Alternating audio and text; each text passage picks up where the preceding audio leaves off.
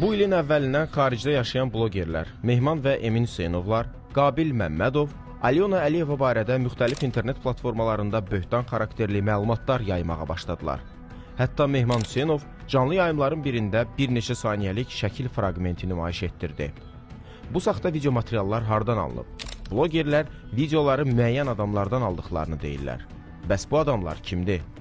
Bu suallara az sonra cavab verəcəyik. Gəlin ardıcıllıqla gedək.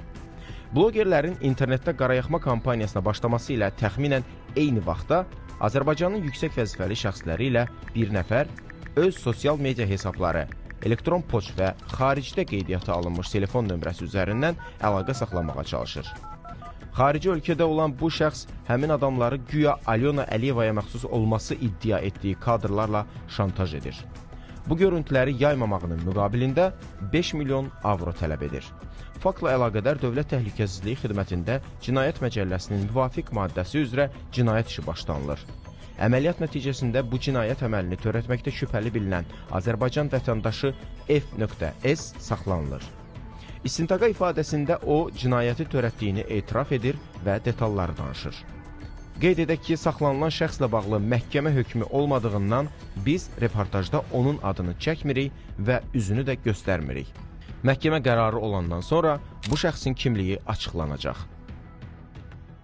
11 fevralda Mehman Hüseynovla mən əlaqə yaratmaq istədim və Facebook səhifəsində, Sancaq Media səhifəsində ona mesaj göndərdim ki, xahiş elədim ki, o mənə həmin bu xanımın şəxsi həyat videolarını göndərsin, yaxud şəkillərini göndərsin. Həmin günü, yəni çox qısa zamandan sonra Elman Əliyev və Zəki bəy Səlimov həmin materialları mənə atdılar.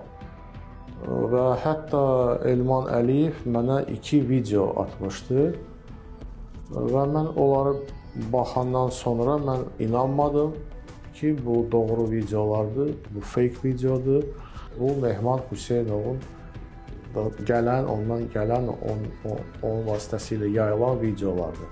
Bu informasiyanı əldə edəndən sonra fevralın 11-də mən Facebook səhifəmdən Mehriban xanım Əliyevanın Facebook səhifəsində, ondan sonra Arzu Əliyevanın Facebook səhifəsində və Leyla xanım Əliyevanın səhifəsində orada mesaj yazdım ki, mənim əldə etdiyim